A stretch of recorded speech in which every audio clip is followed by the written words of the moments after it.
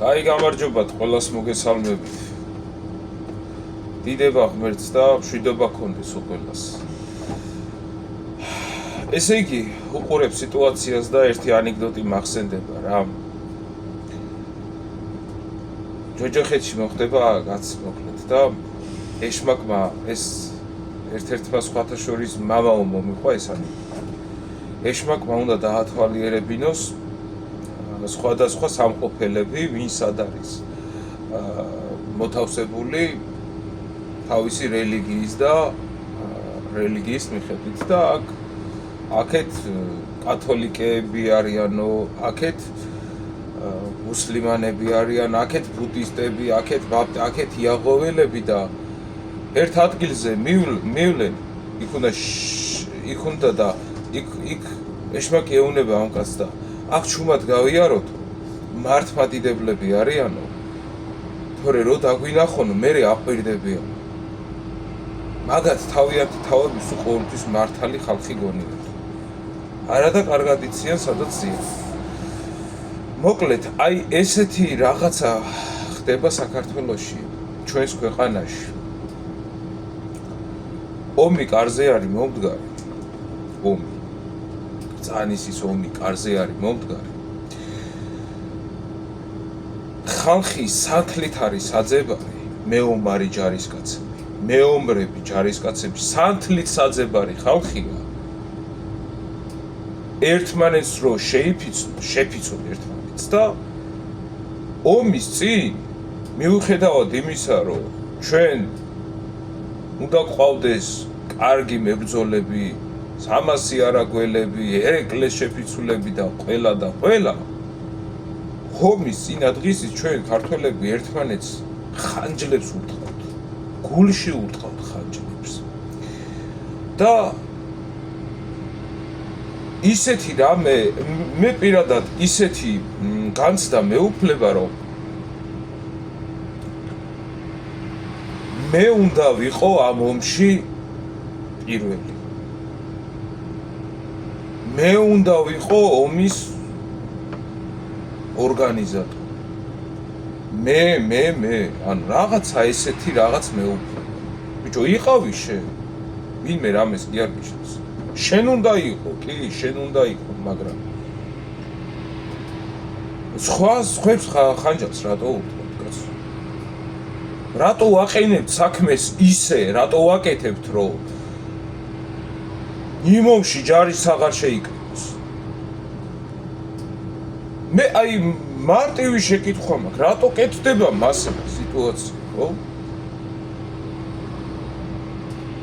რომ ომში სრულიად ჯარი და სრულად გამართული ხალხი ვერ შეიკრიბოს. მიუხედავად იმისა, რომ ყველა ეს იძახიან მე და ამასობაში ერთმანეთს ხოცავთ. ხალხის დეფიციტია საქართველოში. კაცი არ აქვს, აღარ არიან არავინ, ხო? ქართველები აღარ არიან, კაცო. გამწევი, მეომარი და ისეთი ხალხი წასულია ქვეყნიდან. არიან დარჩენილები აქ ძალიან მცირე პროცენტი. იმის მაგივრად, რომ ეს მცირე პროცენტი მიუხედავად იმისა თავისი პოლიტიკური შეხედულებებისა, ვინსად იყურებოდა უწინ, იმის მაგივრად, რომ ჩვენ ეს ხალხი მოვიკრიბოთ, ერთად ვილაპარაკოთ და რა ვიცი, ერთ აზრზე დავიდეთ, რომ საქართველო ყველასი, შენიც არის, ჩემიც არის და ყველასი. აი პირადი ინტერესები, მოდი მერე გავარკვიოთ ერთმანეთში. იმიტომ რომ ყველას ინტერესი აქვს საქართველოში, ხო? ყველას რაღაცა ამოძრავებს, მაგრამ არავის არ უნდა ფაქტია ამ ძაღლიშვილი და მტარვალი მტერს რო ხელში ჩაუვარდეს. ყველა თანხდება იმაზე, რომ რუსზე მეტი ნაბოზვარი არაბი ყოფილა. ყველა თანხდება მაგაზე, კაცო. და რატო ხდება ისე, რატო კეთდება საქმე ისე, რატო კეთდება, რომ იშლება ხალხი? რა ვიცი. რატო კეთდება მასე საქმე? რატო უწყობთ ჩვენივე საქციელებით ქართველები ერთმანეთს ხელს ჩვენივე ამპარტავნობით რო აქ მე ვარ თუ რა ვარ ნათქვამია ყველა ბუზი ბზუის ფუტკართა კიდე ყველა თქოის ასე არ დაგვემართოს რა ცოტა რაღაცა სხვა მხრიდანაც შევხედოთ მარტო ჩვენ არ ცხოვრობთ ამ ქვეყანაზე ჩვენ ერთთან ერთად თუ არ ვიცხოვრეთ ბალანსი დაერღვევა საქართველოში როგორ ყველგან არის საჭირო ცუდიც და კარგიც იმიტომ რომ ბალანსი არსებობდეს აი ეს მარტივი ლოგიკა არის თორე სულ კარგი თუ იყო ის კარგი მე უცებ ცუდი გახდება სულ ცუდი თუ იყო ვაფშე ქვესკნელი სიბოროტე გახდება ის ხო ამიტომ უნდა არსებობდეს კარგს უნდა აბალანსებდეს ცუდს უნდა აბალანსებდეს კარგი და ნუ გონიათ რომ ჩვენ აქედან რაღაცა ოაზის შევქმნით ვერ შევქმნით ვერაფერს აქ ცუდებიც იცხოვრებენ და კარგებიც იცხოვრებენ მაგრამ ვეცადოთ რომ მეტმა კარგმა იცხოვროს ვეცადოთ რომ ისე გავაკეთოთ რომ უკან მოსახედი გქონდეს და მართლა რომ ომი მოხდეს ხვალდაზე და მტერთან რომ სისხლით და ხანჯლით გქონდეს შეტაკება და იარაღით ისი არ იყოს მერე რომ ხალხის საძებარი გქონდეს აი ეხლა უნდა იქნებოდეს ქართული ერთობა ეხლა აი მომენტში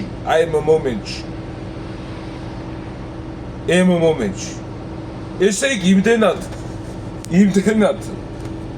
დავჩაჩანაკდით რომ ამას წინათ ვიდეო იდება გუშინ დავდე YouTube-ში წავტვირთე ქართველი კაცი უღებს არაბებს უკმაყოფილო არის და ჩუმად უღებს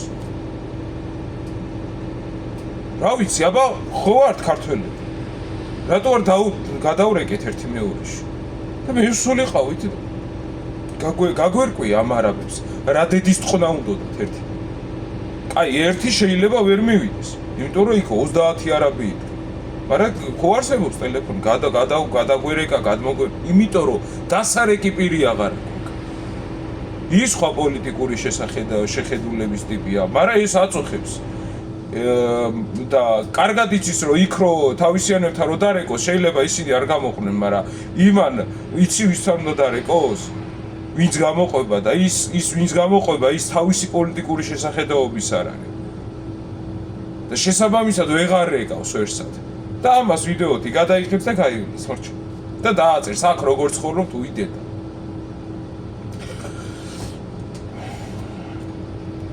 ძალიან გული მტკივა რა აი უყურებ სიტუაციას და ქართველები ერთმანეთს ხანჯლებს ურტყავთ ყველამ გულში ჩავიხედოთ მე პირადად აქ YouTube-ში იქნება თუ რაში იქნება ამ არაბიზაციის წინააღმდეგ ვინც გამოვა და ვინც სიტყვის ლიბერალური ფლანგი იქნება არალიბერალური კონსერვატიული ფაშისტური თუ რა იქნება ყველასას ავტვირთავ და ყველასას დავდებ და ყველასას ვიტყვი რომ აი ეს ადამიანი არის ადამიანი ვისაც საქართველოს ადარდებს არავის გეგონოთ რომ ვინმეზე მეტად საქართველოს გვიყვარს რა მე უფრო მიყვარს საქართველოს და ვიღაცას არ უყვარს საქართველოს რა არავის არ გეგონოთ აი მაგ უყვარს ყველაფერზე რა საქართველოს ყველას უყვარს და ყველას უნდა უყვარდეს ისე კი არ მე უფრო მიყვარს და შენ არ გიყვარს არა გენაცვლ ომი მოდის კარზე და ჩვენ ერთმანეთს ხანჯლებს ვუხმობთ ზურგში ეგრე არ შეიძლება გავიაზროთ გავითვალისწინოთ ღმერთი არ დაგლოცავს ღმერთი არ დაგვიდგება უფალი არ დაგვიდგება აი გაიხსენეთ 2012-ში ყველა იქ არავის გეგონოთ რომ ლიბერალები არ იყვნენ ვინც არჩევენ იმის მიშას წინააღმდეგ ხმა მისცეს იქ ლიბერალებიც კაი ბევრი იყო და დიდი მასა იყო დიდი ქართული ერთობა შეიკრა ის ბიძინა ივანიშვილის ირგვლივ მაგან მოაგებინა არჩევნები ოცნებას თორე იქ ისე კი არ იყო ბიძინასეული ხალხი მარტო ბევრი ხალხი იყო იქ ფაშისტები ლიბერალები კონსერვატორები ყველა ქართველი იყო იმიტომ რომ იმდენად ამაზრზენი პრობლემა იყო ერთმანეთს არ ურტყავდნენ მაშინ ერთ პრობლემაზე იდგა ხალხი ჩავიხედოთ ყველა ჩვენ გულებში